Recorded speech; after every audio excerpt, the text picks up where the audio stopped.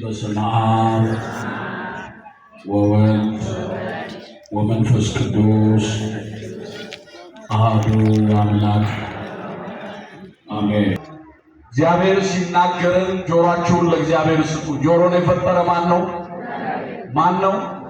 አንደበትን የፈጠረ ማን ነው?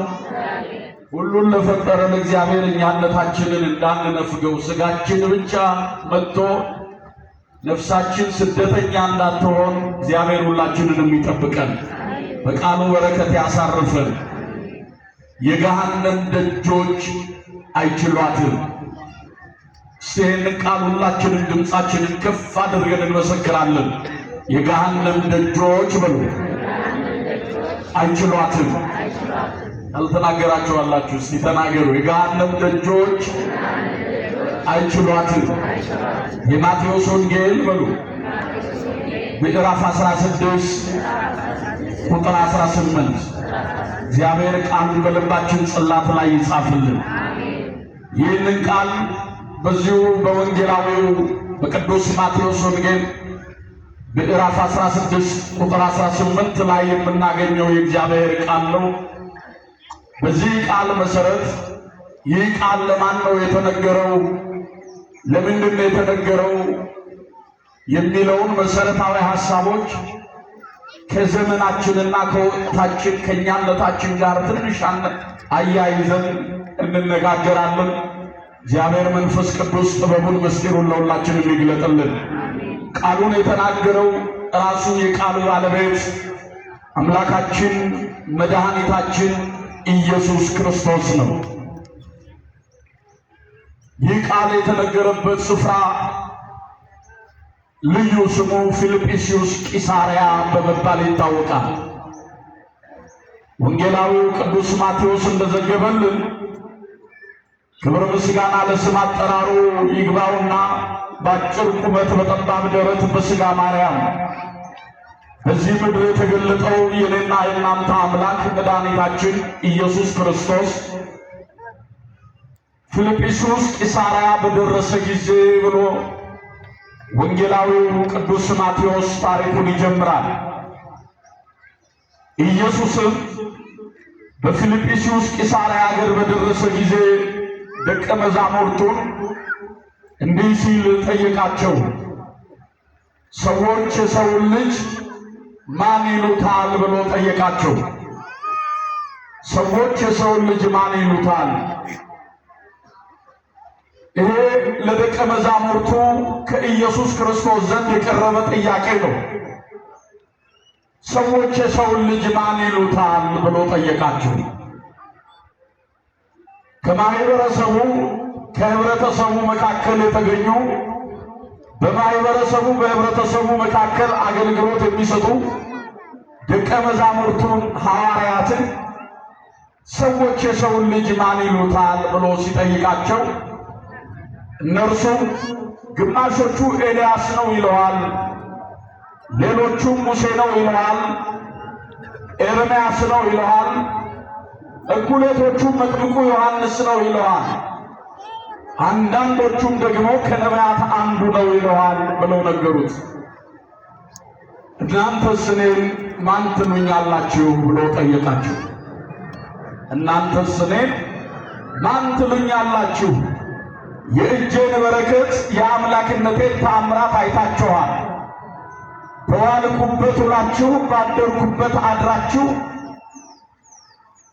የእጄን በረከት የአምላክነቴን ተአምራት አይታችኋል። የቃሌን ትምህርት ሰምታችኋል። እናንተስ እኔን ማን ትሉኛላችሁ አላቸው። ምናልባትም በማኅበረሰቡ ያለው ለኢየሱስ ክርስቶስ ያላቸውን አመለካከት በሐዋርያት ልቡና ላይ የነበረውን ተጽዕኖ ለማወቅ ሳይጠይቃቸው የሚረዳ ሳይጠይቀን ሁሉን የሚያውቅ አምላክ እናንተስ እኔን ማን ትሉኛላችሁ ብሎ ጠየቃቸው። የእግዚአብሔር ልጆች ሰዎች እኛን ማን ይሉናል? እኛስ ስለ ሰዎች ምን እንላለን? ይልቁኑ ስለ እኛነታችን የሚሰማ ጆሮ የለንም። ስለ ሰው የሚናገር አንደበት ይኖረናል። ሰዎች እኛን ማን ይሉናል? በሕይወታችን በኑሯችን በዘመናችን በመንፈሳዊ ሕይወታችን ሰዎች እኛን ማን ይሉናል? እግዚአብሔር እኛን ምን ይልናል? ቅዱሳት መጻሕፍት እኛ ስለኛ ምን ይናገራሉ? እናንተስ እኔን ማን ትሉኛላችሁ አላቸው። ሊቀ ሐዋርያት ቅዱስ ጴጥሮስ እንዲህ ሲል መሰከረ። አንተ የሕያው የእግዚአብሔር አብ የባሕሪ ልጁ እግዚአብሔር ነህ አለ። የሕያው የእግዚአብሔር አብ የባሕሪ ልጁ እግዚአብሔር ነህ።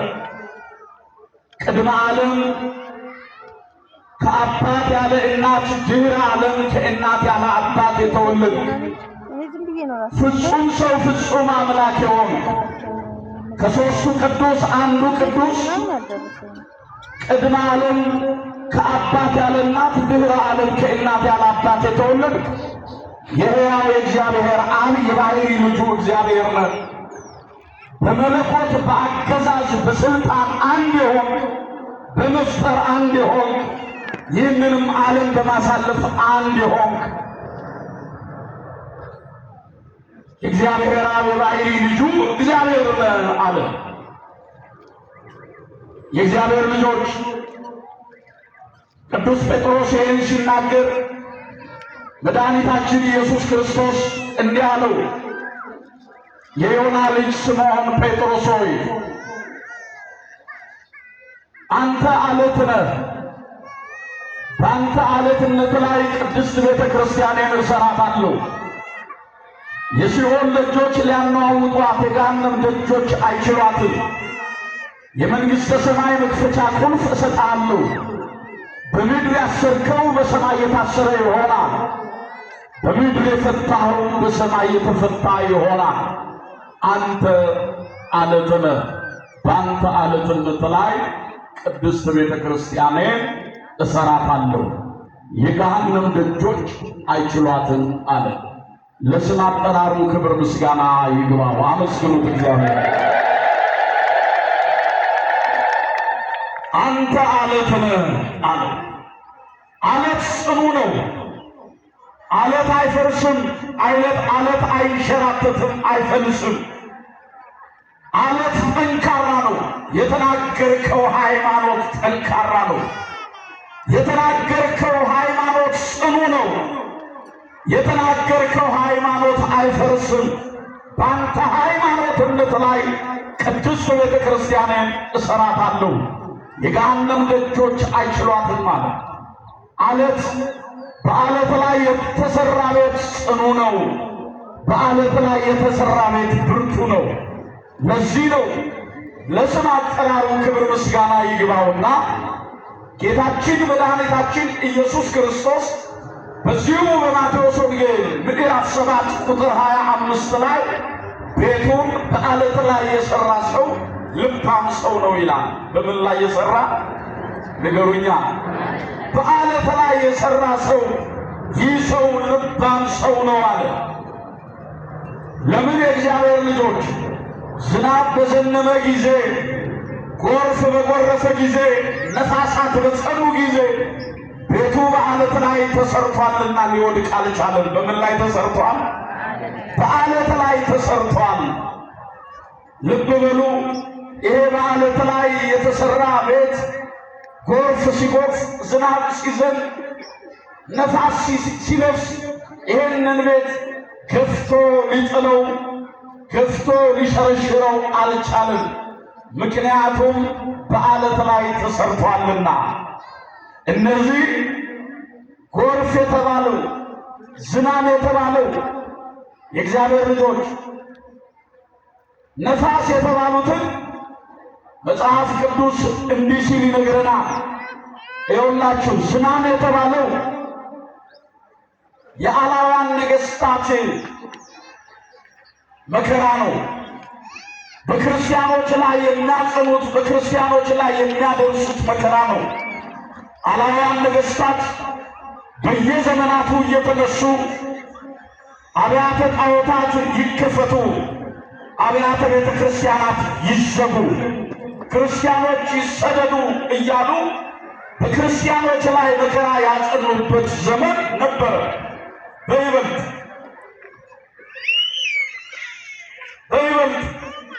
በዚህ በዘመነ ሐዋርያት ከ33ኛው ዓመተ ምህረት ከክርስቶስ ዕርገት በኋላ እስከ 4ኛው መቶ ክፍለ ዘመን ቤተ ክርስቲያን መከራ የተቀበለችበት ዘመን ነው።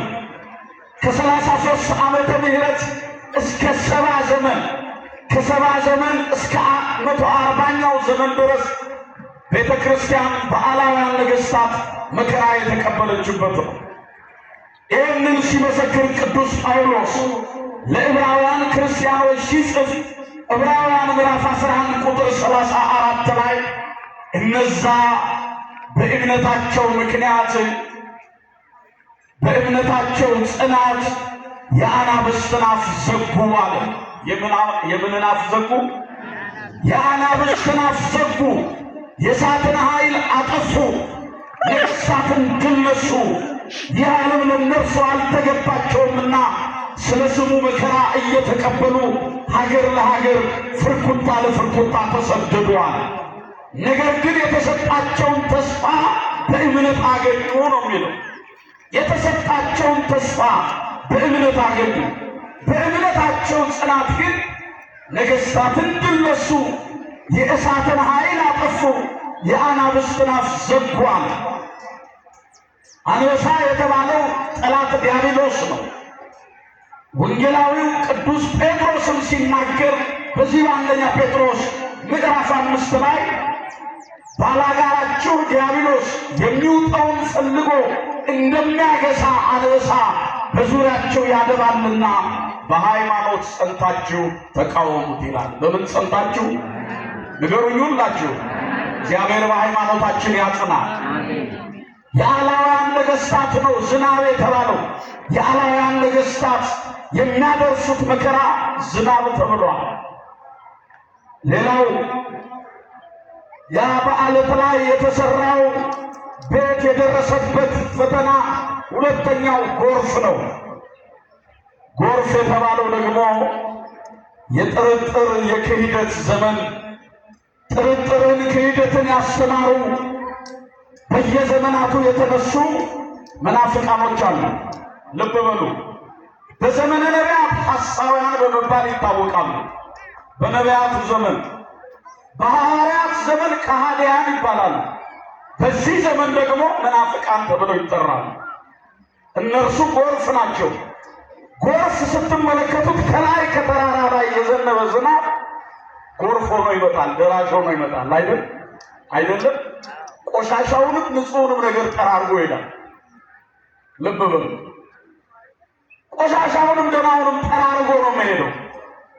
ከዚህ መካከል ከላይ የዘነበው ዝናብ እንዳይወስደን፣ ቤታችን እንዳይወድቅ፣ ቤታችንን አስቀድመን እንደ ብልህ ሰው በዓለት ላይ እንስራው። ይጸናል። ጎርፍ ቢጎርፍ አይወስደው። ቤት የተባለው የኔና የናንተ ልብ ነው። የእግዚአብሔር ልጆች በጎርፍ እንዳንወሰድ እንዳንጠቃ ራሳችንን ማጽናት ይገባናል። የጥርጥር የክህደት ትምህርት ተረፈ ንስጥሮሳውያን አርዮሳውያን ዛሬም ቤተ ክርስቲያንን ከውስጥም ከውጭም ሆነው ይወጓታል። ነገር ግን የገሃነም ደጆች ምን አይሏትም? ተናገሩላችሁ። ወንጌል ነው የምንሰብካችሁ። አይዟችሁ። ለማጽናት የምንማረው ትምህርት ነው። የገሃነም ደጆች ምን አይሏትም? አዎ፣ ጎርፍ ቢጎርፍ የካህዲያኑ የጥርጥሩ ትምህርት የነ ንስጥሮስ የነ አርዮስ ትምህርት በምድራችን ላይ ቢዘራ የገሃነም ደጆች አይችሏትም። ጎርፍ የተባለ የጥርጥር የክህደት ትምህርት ነው። የመጨረሻው በዚህ ቤት በዓለት ላይ በተሰራው ቤት ላይ ሌላው ተግዳሮት የሚመጣው ተግዳሮት ነፋስ ነው።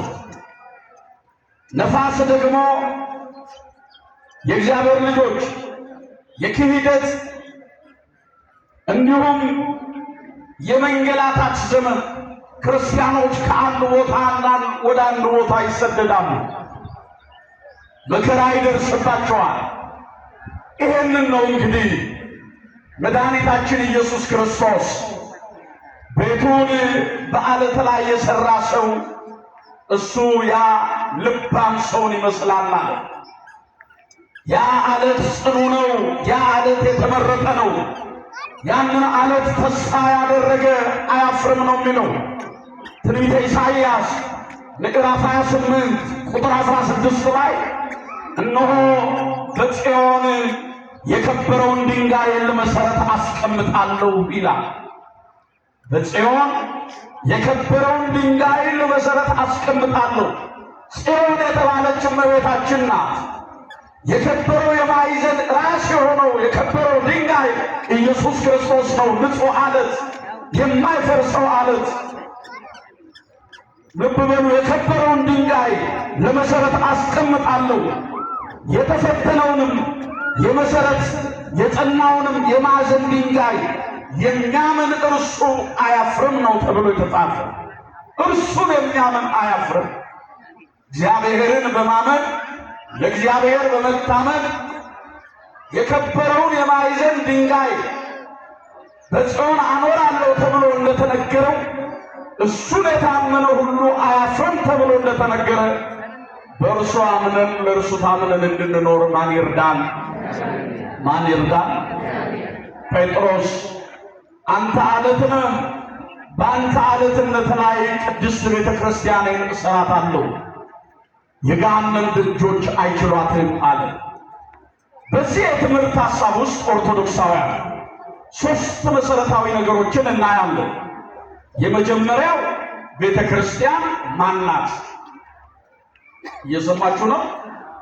እዚህ የመጽሐፍ ቅዱስ ክፍል ውስጥ ቤተ ክርስቲያን የሚል ቃል አለ። ቤተ ክርስቲያን ማናት? ሁለተኛው የገሃነም ደጆች የተባሉ እነማን ናቸው? የገሃነም ደጆች የተባሉ እነማን ናቸው? ሦስተኛው የገሃነም ደጆች አይችሏትም ለምን ተባለ? የመጀመሪያው ቤተ ክርስቲያን ማናት ብለን ስንል ልብ በሉ፣ ቤተ ክርስቲያን በሦስት ትከፈላለች። በስንት ንገሩኛ?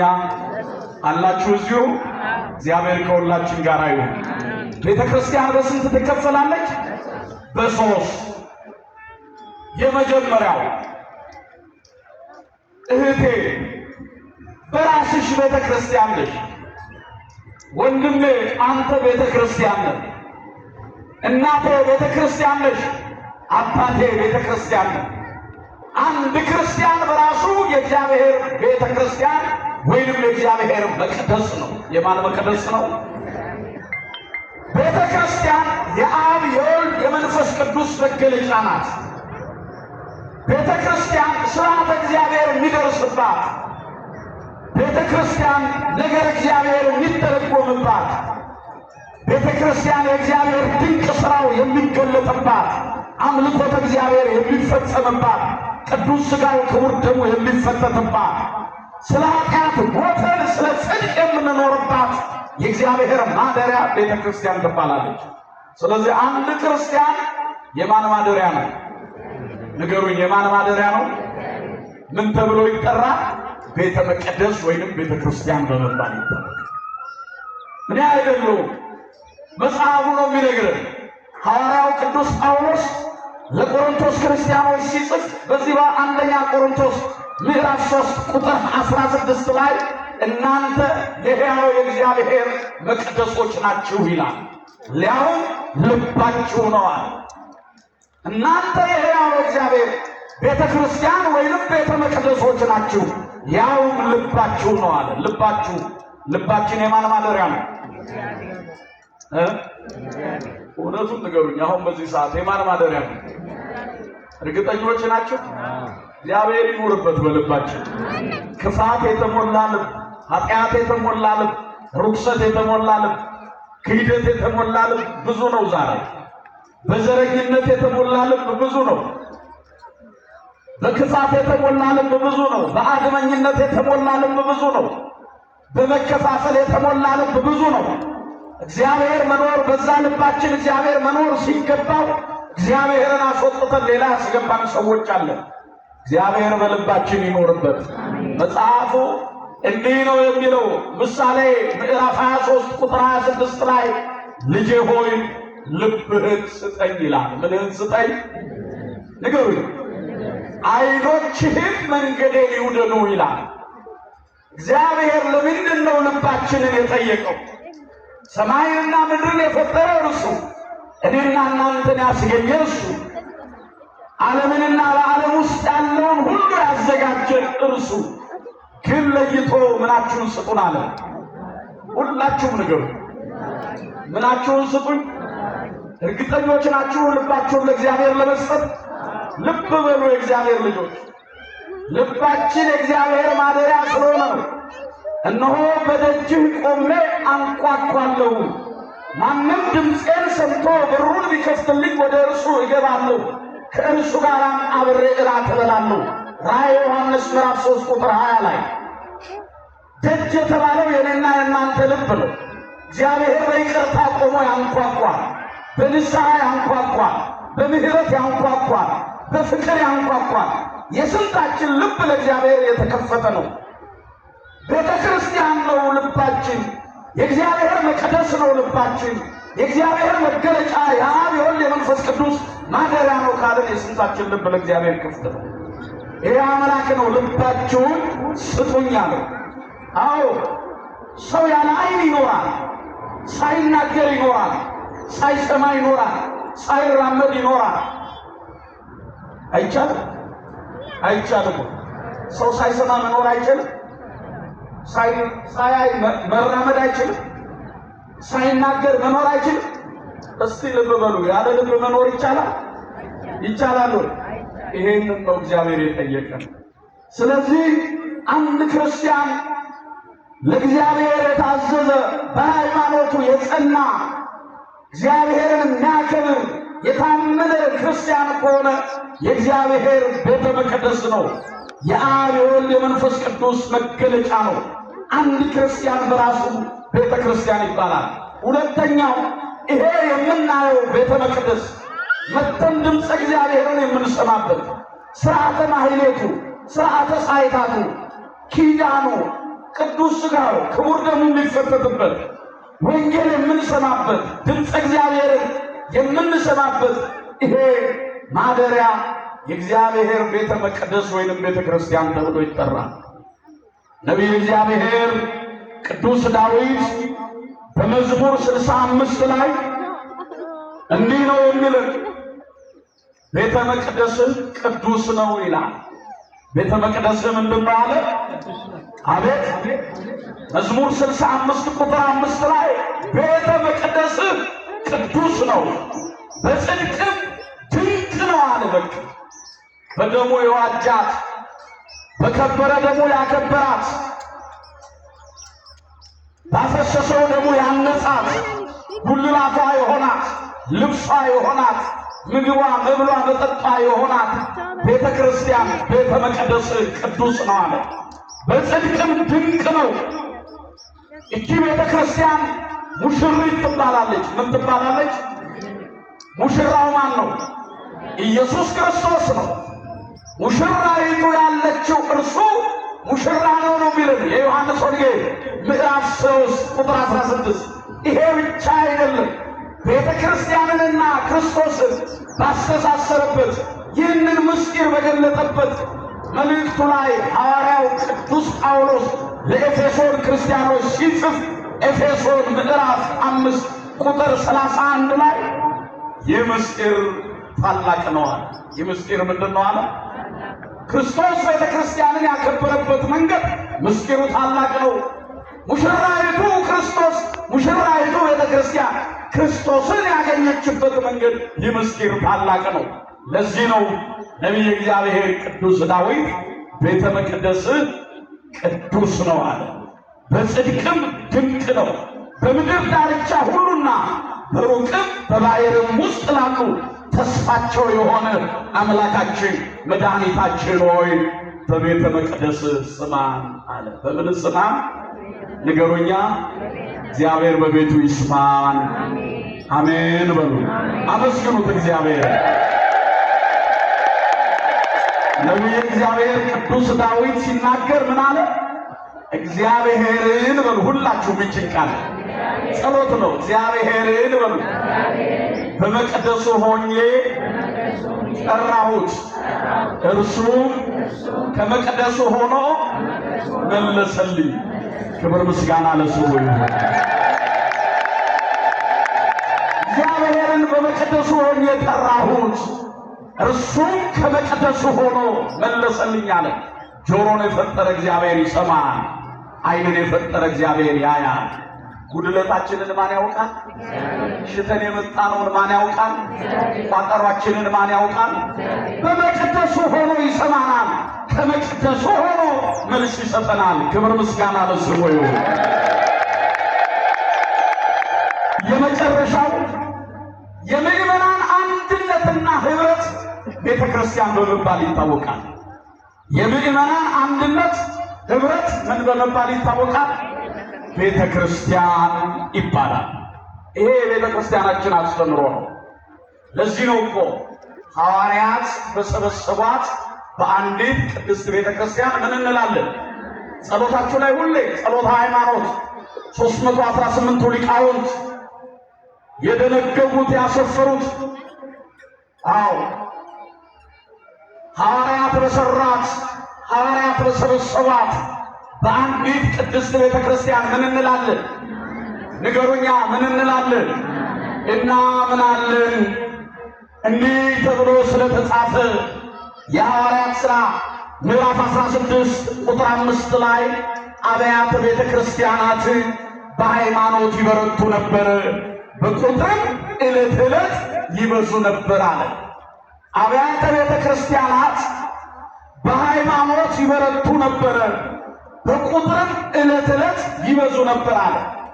አብያተ ቤተ ክርስቲያናት የተባለው የክርስቲያኖች ኅብረት ነው፣ የክርስቲያኖች አንድነት ነው። ይሄ ብቻ አይደለም። በደረሱን ጊዜ ይላል በቤተ ክርስቲያኑ ስብስብ እግዚአብሔር ከእነርሱ ጋር ያደረገውን ሁሉ ለአሕዛብ የሃይማኖትን ደጅ እንዲከፍትላቸው ተናገሩ ይላል። ሐዋርያት በሃይማኖት ያጸኗቸው የክርስቲያኖች ስብስብ ሁሉ ቤተ ክርስቲያን በመባል ይታወቃሉ። የመጀመሪያዎቹ ለስም አጠራሩ ክብር ምስጋና ይግባውና የመጀመሪያዎቹ ቤተ ክርስቲያን ተብለው የሚጠሩት 120 ቤተሰቦች ተብለው የሚታወቁት ናቸው። እነዚህም 12ቱ ሐዋርያት፣ 36ቱ ቅዱሳት አንስት፣ 72ቱ አርድእት። እነዚህ በቁጥራቸው ስንት ናቸው? 120። ከ5000 ሕዝብ በላይ ከነበሩት ክርስቲያኖች የተጠሩ ብዙዎች፣ የተመረጡ ጥቂቶች እንዲላቸው የተመረጡት እነዚሁ ናቸው። 120 ቤተሰብ። ከነዚህ ቀጥለው 72 ቋንቋ ጰራቅሊጦስ ወይም መንፈስ ቅዱስ ወረደላቸው ጊዜ ሐዋርያት በ72 ቋንቋ ሲናገሩ በአንድ ጊዜ 3000 ምዕመናንን አጠመቁ። በሁለተኛው ትምህርታቸው 8000 ምዕመናንን አጠመቁ። ማነው 5000? በጥቅሉ 8120 ኅብረት ሆኖ ቤተ ክርስቲያን ዛሬ ደረሰች። ክብርና ምስጋና ለስሙ ይሁን። ዘመናትን ትሻገራለች። ከዚህ በላይ እንበዛለን፣ ከዚህ በላይ እንበረታለን። ነገር ግን የሲኦል ደጆች ምን አይሏትም? አቤት አይችሏትም፣ አይነኳትም አላለ። አይገዳደሯትም አላለ። አይፈትኗትም አላለ። ዛሬም ፈተናው አለ። አስቀድሞ በሐዋርያት ዘመን፣ ከዛ በሐዋርያን አበው፣ ከዛ በሊቃውንቱ እስከዚህ ዘመን ድረስ በይበልጥ ከ160 እስከ 4ኛው መቶ ክፍለ ዘመን ያ ዘመነ ሰማዕታት ተብሎ የሚጠራው ክርስቲያኖች ነን ያሉ ከፍ ብለው አንገታቸውን ዝቅ ብለው ባታቸውን ይቆረጡ ነበር። ከተራቡ አንበሶች ጋር ያታግሏቸው ነበር። ወደ እሳት ይጥሏቸው ነበር። ነገር ግን የምናመልከው አምላክ በሰማይ አለ እያሉ ይመሰክራሉ። ትንቢተ ዳንኤል ምዕራፍ 3 ቁጥር 18 ላይ እኛ በሉ ሁላችሁ የምናመልከው እግዚአብሔር በሰማይ አለ። በየት አለ? በሰማይ በዙፋኑ ሲኖር በረድኤቱ በምድር የሚገለጥ በምድር በረድኤት ሲገለጥ በሰማይ በዙፋኑ የማይጎድል የምናመልከው አምላክ የታመነ ነው። ክብርና ምስጋና ለስሙ ይሁን። አይነኳትም፣ አይገዳደሯትም አልተባለም። ነገር ግን አይችሏትም። የገሃነም ደጆች ምን አይሏትም? የገሃነም ደጆች የተባሉት የእግዚአብሔር ልጆች የመጀመሪያው ዲያብሎስና ሰራዊቱ ናቸው። እኔ አላቆያችሁም፣ ሐሳቧ ብቻ ነው የምናገረው። የገሃነም ደጆች የተባሉት የመጀመሪያው ቅድም በመግቢያችን ላይ ብለናል፣ ቤተ ክርስቲያን ማናት? ሁለተኛው የገሃነም ደጆች የተባሉ እነማን ናቸው የሚለው ስንመለከት የገሃነም ደጆች የተባሉ ዲያብሎስና ሰራዊቱ። ዲያብሎስና ማን? ሰራዊቱ። አቡኋላ ሐሰት፣ የሐሰት አባት የተባለው እውነትን የሚጠላው በቤተ ክርስቲያን ላይ መከራ የሚያደርሰው ዛሬ ከውስጥ እስከ ውጭ እንደ በሶ የሚበጠብጠን መለያየትን የሚሰብር አንድነትን ያጠፋ ለአምልኮ እንዳንጸና የሚያደርግ በፊቱ እንዳንንበረከክ ጉልበታችንን የሚያዝን ዲያብሎስና ሰራዊቱ እኒህ የቤተ ክርስቲያን መከራዎች ወይንም የገሃነም ደጆች የተባሉ እነዚህ ናቸው። እንዲህ ተብሎ ነው የተጻፈው። ሊቁ ቅዱስ ዮሐንስ አፈወርቅ እንዲህ ሲል ይናገራል። ዲያብሎስ ቤተ ክርስቲያንን ተዋጋ አለ። ምን አለ? ቤተ ክርስቲያንን ምን አለ? ተዋጋ። ቀስቱንም ጨረሰ፣ ዝናሩንም አራገፈ። ነገር ግን ቤተ ክርስቲያንን ሊጎዳት አልቻለም ይላል። ክብርና ምስጋና ለስሙ ይሁን። ነገር ግን ቤተ ክርስቲያንን ሊጎዳት አልቻለም። ሊቁ ቅዱስ ዮሐንስ አፈወርቅ ይህን ብቻ አይደለም፣ ይኸውላችሁ እንዲህ ይላል። ሰውን ታግለህ ማሸነፍ ትችል ይሆናል፣ ቤተ ክርስቲያንን ግን ታግለህ ማሸነፍ አትችልም። ሰውን ታግለህ ታሸንፍ ይሆናል፣ ቤተ ክርስቲያንን ግን ታግለህ ማሸነፍ አትችልም። ምክንያቱም በየጊዜው ቆርጦ ለመጣል እጁን የሚሰነዝር እጁን የሚጭን በቤተ ክርስቲያን ላይ በየዘመናቱ የሚነሷል። ዛሬ በዚህ ትውልድ በዚህ ዘመን የክርስቲያኖች ስደት የኛ ስደት ነው፣ የቤተ ክርስቲያን ስደት ነው። የክርስቲያኖች መከራ የቤተ ክርስቲያን መከራ ነው። የክርስቲያኖች መራብ የቤተ ክርስቲያን መራብ ነው። የክርስቲያኖች ጉስቁልና የቤተ ክርስቲያን ጉስቁልና ነው። ዛሬም ጠላት ዲያብሎስ እጁን ከቤተ ክርስቲያን ላይ አልሰበሰበም። ነገር ግን ሊቁ እንደተናገሩ ዲያብሎስ ቤተ ክርስቲያንን ተዋጋ፣ ቀስቱን ጨረሰ፣ ዝናሩንም ፈታ። ቤተ ክርስቲያንን ግን ሊጎዳት አልቻለም። ምክንያቱም ክፉ ምንጊዜም እረፍት የለውም። ክፉ ምንጊዜም ለክፋት አያርፍም። ትንቢተ ኢሳይያስ ምዕራፍ 57 ቁጥር 21 ላይ ክፉ ምንጊዜም እረፍት የለውም ነው የሚለው።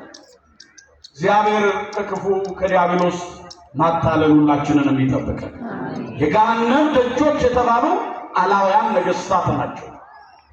አዎ ቅድም እንደተናገሩ ሌላው የገሃነም ደጆች የተባሉ በየዘመናቱ የሚነሱ መናፍቃን ተጠራጣሪዎች ናቸው። ዛሬ በትውልድ ሕሊና ላይ የሚጫወቱ ሀገርን የሚያጎሳቆሉ ተተኪ ትውልድ እንዳይኖር የዲያብሎስ የአውሬው መንፈስ ጉዳይ አስፈጻሚዎች ሆኑ በምድራችን ላይ እንክርዳድን የሚዘሩ ጥርጣሬን ኑፋቄን የሚዘሩ በየዘመናቱ ቅድም እንደተናገረው በዘመነ ነቢያት ሐሳውያን፣ በዘመነ ሐዋርያት ከሃዲያን፣ በዚህ ዘመን ደግሞ መናፍቃን የዲያብሎስ የግብር ልጆች። ስለዚህ ኦርቶዶክሳውያን ነቅተን ተግተን ሃይማኖታችንን ቤተ ክርስቲያናችንን ልንጠብቅ ልናገለግል ይገባል። ከዚህ የተነሳ ነው ቤተ ክርስቲያንን እኛ ዋጋ ተከፍሎልን ነው ያገኘናት። እንዴ ሐዋርያው ቅዱስ ቶማስ በህንድ ሀገረ ስብከቱ ህንድ ነው። ቶማስ ዘህንደኬ ተብሎ ነው የሚጠራው። በዛ ሀገር የነበሩ አይዛብን ሲያስተምር ያመኑ ተጠምቀው ያላመኑ በመጨረሻ ቶማስን በእንዴት ያለ መስዋዕትነት ወይም በእንዴት ያለ መከራ አጽንተው እንደገደሉት አባቶቻችን የከፈሉልንን ዋጋ ልናስብ ይገባል። ከዚህ የተነሳ ጴጥሮስን አንተ አለት ነህ፣ በአንተ አለትነት ላይ ቅድስት ቤተ ክርስቲያኔን እሰራታለሁ፣ የገሃነም ደጆች ምን አይሏትም አይችሏትም። የገሃነም ደጆች አይችሏትም ተብሎ እንደተነገረ የሚጠብቃት ያከበራት ደሙን ያፈሰሰላት ሥጋውን የቆረሰላት ደመ ማኅተሙን የሰጣት ኢየሱስ ክርስቶስ ቤተ ክርስቲያንን ይጠብቃታል። አይተኛም፣ አያንቀላፋም። ምናልባት በሰሞኑ የምንሰማው የምናየው ቤተ ክርስቲያንን ከውስጥም ከውጭም ሆነው ተግዳሮት እያጸኑ ምዕመናን በክህደት ማዕበል እንዲወሰዱ በቤተ ክርስቲያንና በአምላካቸው ተስፋ እንዲቆርጡ ዲያብሎስ በየጊዜው በየዘመናቱ በሚያድርባቸው ሰዎች ላይ የሚሰጠውን አጀንዳ ተመልከቱ። ይሄ ዲያብሎስ አጀንዳ ነው፣ ከምድር አይደለም። ይሄ የርኩሱ የረቂቁ የመናፍስ የጠላት የዲያብሎስ ውጊያ ነው። ያኔም ዝቅ ብላ አልፈዋለች። የነ መክስሚያኖስን የነ ትራጀን የነ ዱቅልጥያኖስን ያንን ዘመን ቤተ ክርስቲያን ዝቅ ብላ አልፈዋለች። ዛሬም ታልፈዋለች። ክርስቲያኖች በሃይማኖታችን እንጽና። ይልቁኑ የምትጠብቀው ሙሽራዋ ኢየሱስ ክርስቶስ በደጅ እንደደረሰ በደጃፍም እንደቆመ አውቃችሁ መብራታችሁን ይዛችሁ ቆሙ። እሺ በሉኝላችሁ። መብራታችሁን ይዛችሁ ቆሙ። እንደነዛ እንደ አምስቱ ደናግል እንደታመኑት በፊቱ ከነመብራታቸው ከነመቅረዛቸው ቆመው ጌታቸውን እንደጠበቁ በመብራታቸው ጨለማውን እንዳራቁ እንደታመኑ እንዳገለገሉት እንደታመኑት አሁን ይመጣል ብለው የመምጫ ሰዓቱን ቢያሳልፍም ቶሎ ቢመጣም እንጠብቀዋለን ብለው መብራታቸውን ይዘው በደጃፍ ላይ ቆመው እንደጠበቁት እንደነዛ ደናግል የሃይማኖት መብራት፣ የምግባር መብራት፣ የትሩፋት መብራት፣ የበጎ ሥራ መብራት፣ የፍቅር መብራት፣ የእምነት መብራታችንን አብረተን ልንጠብቀው ይገባል። ዛሬ ኦርቶዶክሳውያን ዘመኑን የምናየው ብዙ የሚያስተምሩ ሳንናገር መጽሐፍ ቅዱስ ሳይገለጥ ዘመኑ በራሱ ትምህርት ሆኖናል። ትላንት ያስቀመጥነውን ዛሬ አጥተነዋል። ትላንት የተደግፍነው ዛሬ ወድቋል። ትላንት የታመንበት ዛሬ ክዷል። ስለዚህ የእግዚአብሔር ልጆች በዚህ ጸንተን በሃይማኖት በምግባር በርትተን ቅዱሳኑን ስናከብር ዛሬ በጻድቁ በአባታችን በአቡነ ገብረ መንፈስ ቅዱስ ስም ተሰብስበናል። እሳቸው ምን ስላደረጉ ነው? ጽድቅን ስላደረጉ ነው። ከኛ ሕይወትም እግዚአብሔር ቅድስናን ጽድቅን ይፈልጋል፣ ይጠብቃል። በኑሯችን በሕይወታችን እንድናከብረው እንድናመሰግነው ማን ይርዳ? የመከረን ያስተማረን የአባቶቻችን የቅዱሳን አምላክ ልዑለ ባሕሪ አምላካችን እግዚአብሔር ስሙ ከዘላለም እስከ ዘላለም በፍጥረት ሁሉ አንደበት የከበረና የተመሰገነ ይሁን። የገሃነም ደጆች አይችሏትም። የማቴዎስ ወንጌል ምዕራፍ 16 ቁጥር 18። እግዚአብሔር ቃሉን በልባችን ጽላት ላይ ይጻፍልን። በሰማነው ቃል 30፣ 60፣ 100 ያማረውን መንፈሳዊ ፍሬ አፍርተን የመንግሥቱ ወራሽ የስሙ ቀዳሽ እንድንሆን ቸርነቱ ለሁላችንም ይደረግልን።